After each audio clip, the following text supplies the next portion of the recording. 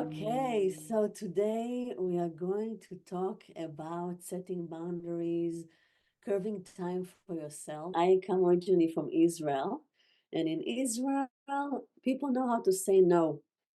Yes and no are both acceptable. Then I lived in Greece for 5 years, and also I traveled in India. And those country also, sometimes in India, I want to take a boat from one place to another. And sometimes the people told me, no, not today, tomorrow, we can't. And without even a good reason. Um, or in Greece that I lived for 5 years, people are really connected to their heart and they can say no. But when we came here and we started to apply to houses and schools, we never heard no, we only heard maybe. And it took us time to understand that maybe is a no, that many people here don't know how to say no. And it's so important to talk about it because I teach a lot about clarity, putting boundaries, being authentic, being vulnerable, knowing how to express yourself freely. And this is our work. I look around, I have many, many students from the Bay Area working a lot. And many people use the word I'm overwhelmed. I'm really overwhelmed, Priya. And some people even need only to take care of themselves when they have a job. They need to clean their house and they're overwhelmed. Other people have kids, or relationship takes a lot of energy, or some people are very social and they have so many friends and they feel they need to comply other people and clients in their job, and it's endless. Basically, everybody will want more and more from you, and it's totally okay. There is no reason to be angry. People are allowed to ask, but you're supposed to know how to say sometimes yes and sometimes no. So today we are going to talk about that. Where did it start? And also how to say no in a gentle place and not in a hurtful way. There are people that you already have contract with, that you have a friend that is used for you. You are complying, you are giving, you are a yes man, you are kind. And then suddenly, if you will change, of not being kind but just taking care of yourself, so it can bring it can bring a clash or energy that will be less positive. So also I will talk today about how to put a boundary from an authentic and vulnerable place. So let's start from the beginning. We are not born like that. I want you to think about your family constellation. Let's say, I don't know if you had siblings or not, if you have siblings, if you grew up with siblings in the house, but let's say yes, and your mother is bringing a pie into the table, something you really love to eat.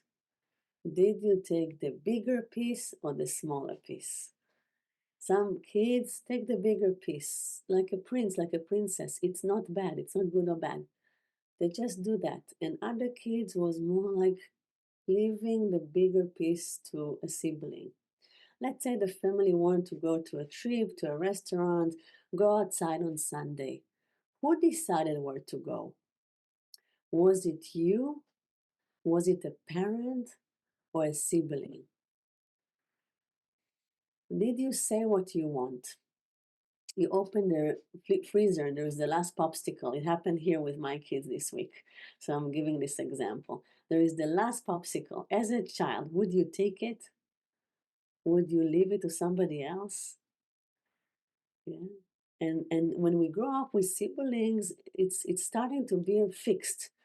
It's starting to be fixed. And some kids are really taking care of themselves, and that you will not need to take care of them in life. They just take, even when you are in camping trip as a kid and there is food, would you take care of yourself, take what you need, or more being shy, waiting? So you can already understand as a child, were you more thinking about yourself, taking care of yourself, taking the bigger piece, sometimes being late. It's okay, people will wait for me. or more a little bit shy, complying others. You know, you go to an ice cream shop as a child. There was the small spoons. Would like you want to taste? I want to taste from that. Some kids are standing there forever. I want to taste that, and I want to taste that. And other kids will say, no, no, no, I'm okay. I will just take that or taste maybe one. So it's a kind of mentality. I call it an imprint that we receive not when we are born, but after a while that you understand the family constellation, the relationship. Think about your parents. If you had two parents, between them, who was more complying? Who was more serving, your mom or your dad? Raise your hand if it was your mom, serving, taking care of others, sometimes sacrificing herself. Because other, yeah, well, a lot of mom like that. I hope that you are different. It's not that healthy because there are people that really comply others too much, give too much. It's different to give when you have. Let's say you have a tank with gas and it's full and you are happy and energetic and you give. It's beautiful, right? Giving is receiving. It's bliss. But let's say that you give when your tank is empty, when you are drained. This is not healthy. In the end of your life, nobody will give you a prize. You'll get sicknesses because you're hurting yourself, you're hurting your body.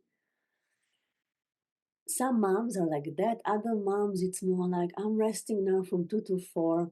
Don't bother me. It's my time.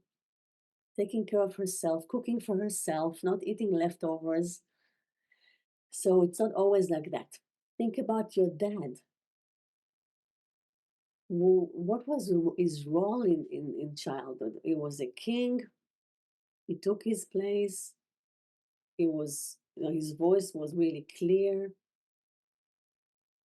or he was more again serving and giving and driving. It's not always the mom and sacrificing, going to work it in like for 40 years, 50 years, waking up in the morning, coming back late. You know, sacrificing is not only in cooking and cleaning, but also just working in something you don't like for so many years, so many hours just to provide. And sometimes you don't have a choice. You go to a restaurant and you order food, and then the waiter will ask you, what do you want to eat, to drink? Would you find something in the menu?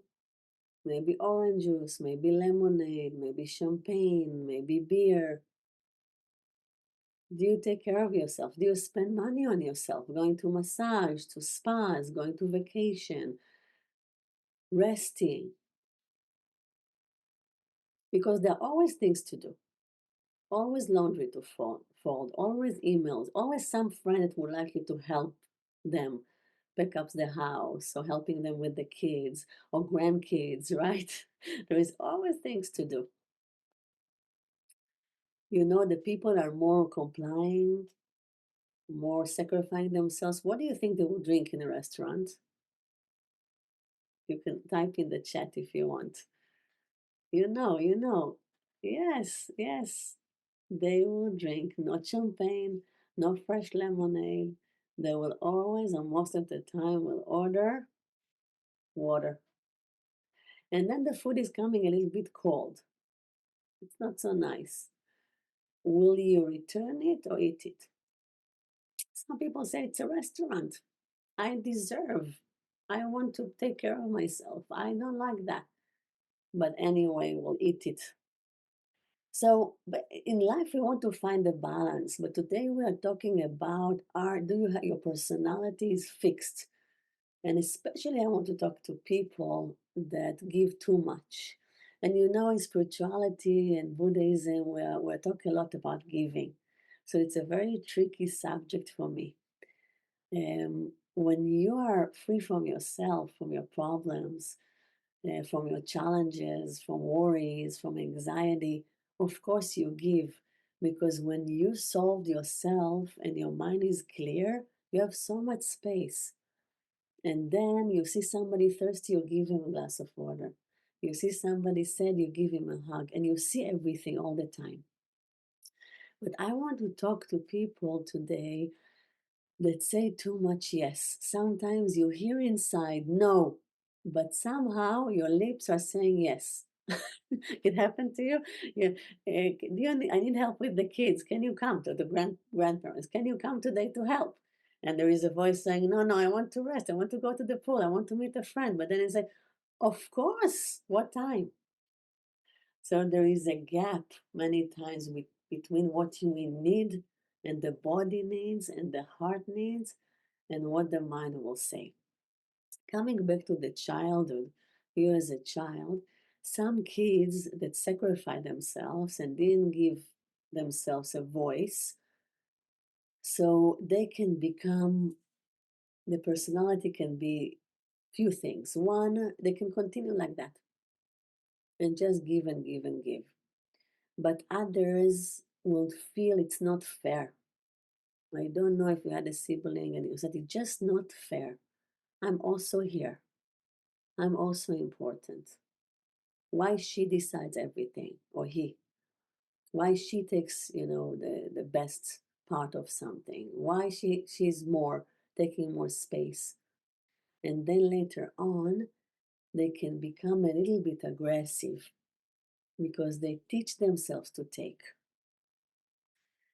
Think about people in your life. There are people that, like a prince or princess, there is a plate of figs or cookies, and you're sitting with friends, and there is the last cookie that you really love. Some people will never touch it. Even if they didn't take anything because they chat or they did something else, they will never, because it's the last, will never touch it. Other people will say, oh, especially for me, last one, right? It's not too good or bad. We want to find the center. So this kid that maybe it's somebody here that didn't have enough can become aggressive or can continue like that in the rest of his life. Aggressive, it means that you teach yourself to take. You're saying it wasn't fair, and it wasn't fair, it's true. And now it's my turn and I deserve. And you see people also in all kind of businesses, at work, at communities that are really a taker, but it's not coming as a sweet from a sweet place of a child. So when you didn't have enough, you can become aggressive or continue to sacrifice yourself and later on be depressed, lonely, or sick. And now we're going to my favorite part. We are going to separate to the mind and the heart. If you know a little bit about the mindset is a lot about the inner separation between the I and the self. People say things like, I love myself. I'm hard with myself. Who is the I and who is the self? The I is the mind and the self is the heart. Okay? So the self is the young child inside. And if you are connected to the self can say, I want, I feel like. Waking up in the morning, it's a great example. Many times you put an alarm clock and it's so cozy and it's winter and you have a really nice bed and pillow and a blanket, and the alarm clock is beeping. What is the first thing that your inner child will say? 5 more minutes, 10 more minutes. I don't want to wake up. It's so cozy here. Then you put snooze. Then again, sometimes three times, and then you wake up, and the mind is saying, "Hey, it's time to wake up. Let's wake up." And this is like a gentle conversation, but it's still a lot of noise. And imagine it's every morning for years. It's like inner debate between the mind and the heart, the I and the self. Some people, the alarm clock is beeping, and you are jumping out of bed. Do we have somebody like that here? Raise your hand. You just jump out of bed. You just wake up. Nobody here? Oh, we have one. Two. So there are two options. Sometimes it's people that the mind is strong, like in the army. Everybody needs to wake up. You are taking, you are just pulling the blanket and go up, and you are very diligent and efficient and organized. It is the positive side, but a little bit harsh with yourself. Or some people, they are just very centered. And this is the goal. We just wake up in the morning, you look around, you're calm, you're taking a deep breath, and you wake up. I hope that this is you and not the other, because this is our goal. We don't want this inner debate too much. You know, it's like the mind knows that it will take you half an hour to wake up. So it's putting the alarm clock half an hour before. It's like an inner game a little bit, but it's a lot of noise in the morning, right? So the self that needs so many things that we're starting to understand, the inner child, are you connected to that? You know, let's take food, for example. In Japan, the old lady will not have a big refrigerator. She will go every day to the market and she will feel her body and say, what do I need to eat today? This is amazing, huh? I wish I could do it. What do I need to eat today? Do I need fish? Do I need vegetables, more roots? Do I feel, what do I need? I'm not sure we are doing that. When you're cooking, I don't know if you have kids or a partner, do you cook something that you need or do you think about everybody else in the family? Because your body is important, yourself is important, right? And then while eating, do you eat fast because you have things to do? You know, some people eat and work, eat and just to finish, and then, hey, where's the food? I wasn't here. Or do you sit and eat and chew? It's so healthy.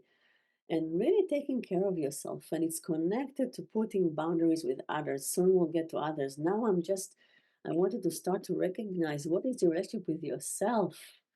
Do you know how to give to yourself? And sometimes giving to yourself, you don't need a lot. You know, many people tell me, I don't have time to have space for myself. You know, I have two kids, I have a job, I have the house, I'm juggling all day, I'm running all day.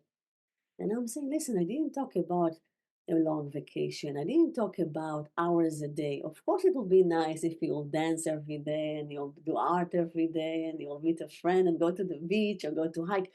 But some people really can't. There is periods in our life we can't. I'm talking about the small decisions,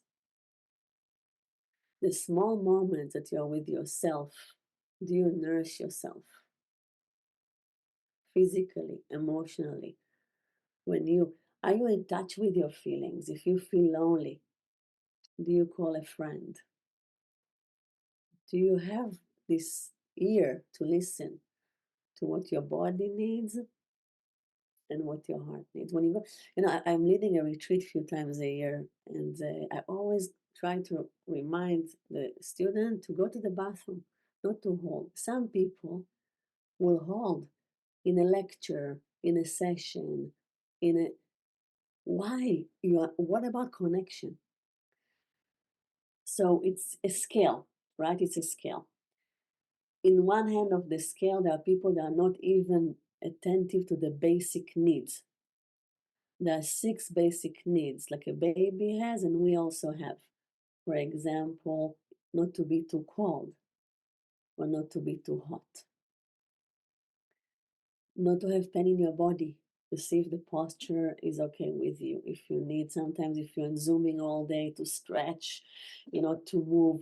Some people tell me I'm sitting hours and then when I stand up, it's hard for me even to stand.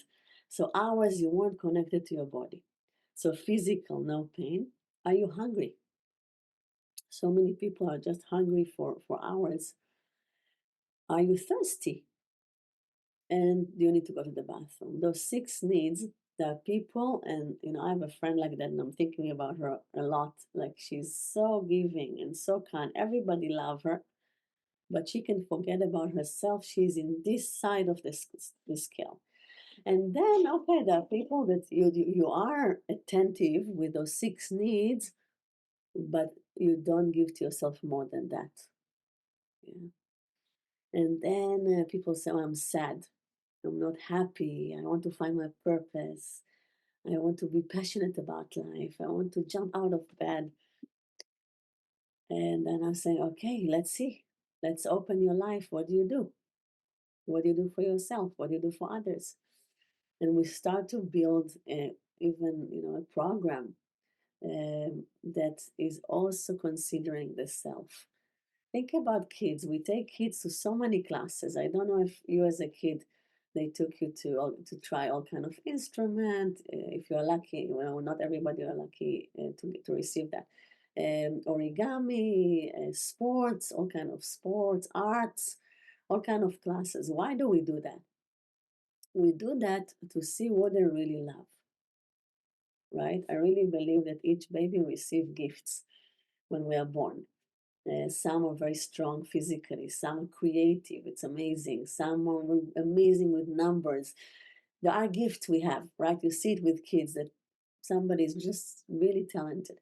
So we are giving a lot of classes to see what do you love to do, right? Did you do it for yourself? If you didn't receive it as a child, do you try it now? I work with a man, he said, I'm going to retire. And all my life I did what I need to do. I really don't know what I want to do. I have no idea. And then I'm saying to him, you need to try, like going back as a child, to try many, many, many things and see what you feel. What do you love? What kind of music you love? What kind of art do you love? What just to give all that to yourself. So there is a scale. You can give a lot to yourself, or you can give a little to yourself. And saying no, I want to talk about that because it's a lot about relationship. Why it's hard for you to say no? I want you to try to share in the chat even because there are many reasons. If you are here, maybe you don't know how to put boundaries. Maybe, or you know somebody that is not really good in that. So why do you think people prefer to say yes even though they really want to say no, or you don't really want to do it? Let's share a little bit, it will be interesting. And soon I will open up for question as well. Yes, so I don't want to hurt someone's feelings by saying no, or I feel obligated. Yeah, this is great answer. So you don't want to hurt other people, and you're very kind, and everybody loves you for sure, but you hurt yourself. You hurt yourself because there is another person inside. You remember the child that really needs. And if you don't give to yourself, so let's say it's not black or white. Well, there are things we need to do. Sometimes we need to take care of a parent. Sometimes we need to take care of a child.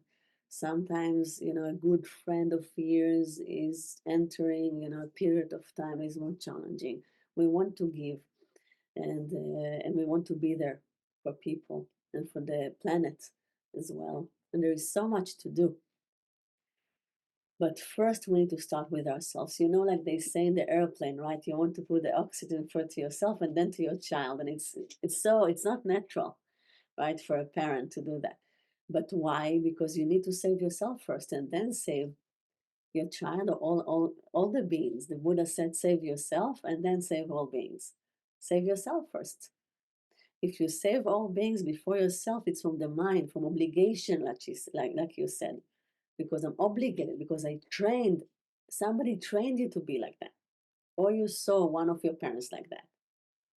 And then I want you to think, if you have a parent that was complying, feeling obligated, do you think she was happy or he was happy? Do you want to be like him? Right? Um, or sometimes a parent will choose one child to make him or her the designated daughter or son. It's like when people are going out and drinking, there is a designated driver. So there is one that is trained, and he will take care of the parents, he will take care of the family, he will take care of everyone. Is it you? Do you want this role? And there are many thoughts coming. People say, but if I will not do it, nobody will do it. This is not true. Unfortunately, if we will die today, everything will be okay. Even Guy, my husband, will find in a few years a new wife. My kid will be really, really sad. But, I work with people for 22 years. I know it's very painful, it's real, but everything will be okay. And everybody will be okay. I mean, long term. And sometimes the ego is saying, if I will not do it, nobody will do it. I need to do that today. I'm obligated to do it. It's not true. Check for yourself. Don't believe me. Um, Acceptance, yes. You want to be loved. So the thing is, many people give because they want to be loved, because they want to be accepted by others. And this is very natural. My daughter is a little bit like that. We've been in this weekend in a party. Suddenly I see her without shoes and she's telling me, I have thorns in my leg. And I told her, where are your shoes? She said, I gave it to somebody with no shoes. Then she told me, I gave my glass, where's your glass of water? I gave it to somebody thirsty. And I need to teach her. And she's so kind and she is taking care of herself. She has very strong personality. But yes, I want you to give, but when it's not hurting you, right? Because she's giving from a really amazing energy, but not forgetting yourself and your body. So, yes, it's good to give and you see others and you're lovable and you have connections, but not when you sacrifice yourself because later on, this is the thing. I don't know, it sounds a bit, extreme, but again, many people think about themselves and later on, again, if we'll die today, everybody will be okay in 5, 10 years. Think about it for a second. I will say something a little bit. You remember, you know your parents, right? You know their name, and I don't know how much you know about their life story. Your parents, that if you really ask them about their childhood, their history, their dreams, their friends, when they were in grade school or high school, what did you like? They like to study. How much you really know about your parents? Okay, let's say you know the grandparents. You have four. Do you know their name? Do you know their name? Do you know about their lives? Maybe one or two, right? About their not only history, not only the facts, but really about their feelings. Their first boyfriend or girlfriend, what did they feel as a child? Did they sit in first row or last row at school? I don't know. Do you know about them? The great grandparents, you had eight. Do you know their names? Somebody raise your hand if you know the eight names of your grandparents. Wow, very good, very good. Do you know the story, the life story? Do you know if they're happy or sad, lonely or depressed? So usually in a group of 100 people, maybe 10% will say, I know all the eight. It's really rare. All the eight. Um, so it means that your kids will, if you will have kids or you have kids, will know who you are. Your grandkids will know, maybe, but the grandkids maybe will not even know your name. We are going to disappear from this life. Poof, right? For me, it's a relief. Some people, it's hard for them to hear that. For me, it's a relief in a way, because the ego thinks we are so important. We need to help now. We need to give. It's necessary. There is expectation. Everything is so serious and important. But in the end of your life, when I will come to your bed and I will ask you, how was your life? Was it colorful, adventurous? Were you happy? Did you have really good friends? Did you find your purpose? Did you do something and really loved it, like art, and really disappeared in it, or gardening, or it was more okay, I was obligated, like black and white. It was really like, how was your life? I want you to say it was colorful. And sometimes it's not all good, right? The movie of life, there can be moment of tension. It can be sometimes, I hope not horror movie or love or romance, but we want it to be full. And it's depending on you. If you will be a person who will be a yes man, will not know how to put boundaries, will serve other people, you live other people's life. And again, it's extreme, but I'm trying to make a point. You will not answer like that. You will say it was okay. It was okay. Okay, let's see. My challenge may be a bit different. But the flip side, I also give too much and love the feeling of joy that comes from giving. Me too, by the way. I really love giving, and I see my kids also know how to give, and it's beautiful without even talking about it, right? It's beautiful to give, but I don't know how to ask. Yes. Oh, thank you so much for reminding me that. Yeah, yeah. So this is the thing. It's true. A real. Okay.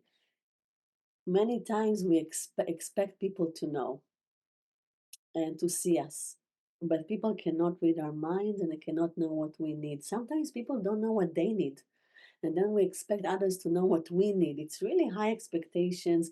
I think even I, as a teacher, that really like I'm serving all my life, sometimes I miss, I miss a lot because we have a lot. And it's not that I don't love, I want, but sometimes you don't know. People know how to wear a mask or they don't really share what they need, and everybody are different.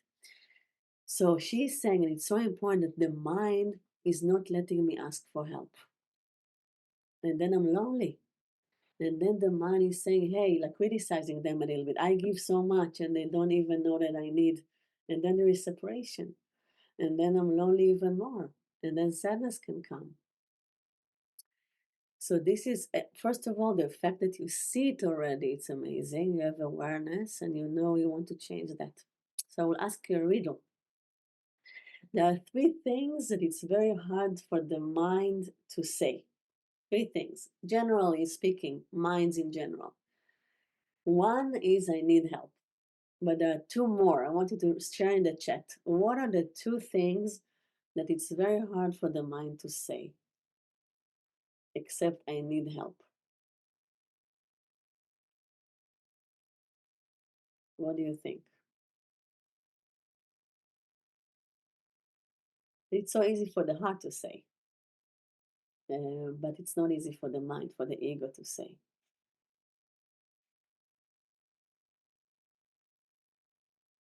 So admits, yeah, it's like more saying, admitting, right? Being vulnerable, right? So this is connected to I need help. Um, Being vulnerable is saying, for example, and I'm waiting for you to answer the two other things, but I want to continue with this idea of asking for help. Let's say you are overwhelmed and you have a lot to do, and you also need to take care of your body and your house and your grandchildren or your kids or your work and your everything, and um, and you're not asking for help. So many things can happen. First, you can become angry and resentful, or you can become critical or lonely, as I said. And now I'm coming to the most important part in this masterclass is how to change, how to say no. And how to say no is connected to asking for help, is being vulnerable, is to say, I feel somebody is asking from you and you're in a space that you need help. Instead of saying yes, yes is the worst. No is okay, but you're still lonely. But to say, I'm having a hard time. Yeah. I'm myself a little bit overwhelmed. Can you help me? Yeah. And this is so beautiful. It's beauty in self. But why we don't do it? Why it's so hard to do it? Because we're afraid. We're afraid to be disappointed. So because of fear to be like, maybe you were disappointed before.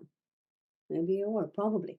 Probably you're hurt before, and then you know it can happen. It's a possibility, and you don't want to feel the pain again. Maybe even one of the parents didn't see you and disappointed you, and you needed to be seen, to be loved, to be taken care of, and then asking for help and coming back to this pain, it's just not an option.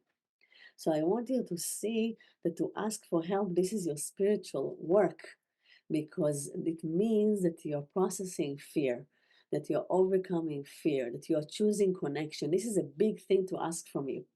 It's a big thing. The day you'll be able to ask for help freely, it means you did a lot of work. A lot of work. Maybe if we have time, we'll talk how to do the work. Um, so yes, some people don't. Yes, it's true. Some people don't believe they deserve, and this is very sad. Like somebody taught you that you don't deserve, or you say to yourself, "I don't deserve." It's to be really mean to yourself. Why? You did something wrong? Did you hurt someone? Did you hurt small kids? Did you do dangerous things? Do you deserve to be not to deserve? Do you deserve not to be taken care of? It's not fair. It's not nice. Of course you deserve. So with the mindset, we are starting to develop a third voice because there is a voice saying I don't deserve. There is a voice saying I want. But it's the third voice, and this is the leader from the center, the new adult, the parent you never had. And this parent need to start to talk to yourself and to see the situation more from a more mature place and say, hey, I have an inner kid inside. Of course I deserve. I did nothing wrong. I know where it comes from. I know why I think I don't deserve because of a teacher, a parent, something happened, a sibling that told me I'm not, I don't deserve. And I'm going to change that because I know it's not right. And I'm going to be kind to yourself, to myself, and I'm going to ask for help. And two more things. It's very hard for the mind to say, and you didn't guess yet. I will help you. And I'm going to do that. And it's a decision that we take from a healthy place. It's not easy to change. Soon I will move to how to change. It's not easy, but it's possible. This is the work. The two other things that is very hard for the mind to say are I love you and I'm sorry. So I need help. I love you and I'm sorry. It doesn't mean that it needs to be all three. Some people it's all three. To apologize is to admit that I made a mistake. So it's very hard for mine many times. And to say I love you, it's healing to say I love you to yourself and to others. But sometimes the mind will say, but they know I love them. But even though to say it, it's a gift. We can give so many gifts in words, and we can hurt ourselves so much with words. Okay, how to change that? So, coming back to mind and heart and center, the mind took over in early age for a reason. Something happened in your life. I always ask, do you remember time in early childhood climbing trees, walking in the forest, being playful, being silly in a good way, free? Do you remember time like that in a really, really early age? And then what happened? When the mind took over, how old you were? For me, it was for my parents' divorce. Sometimes you move a country, you need to learn a new language. Sometimes something bad happened and you need to protect yourself. You feel alone. What happened to you? And what age? 6, 10, 8, 16, maybe you're lucky.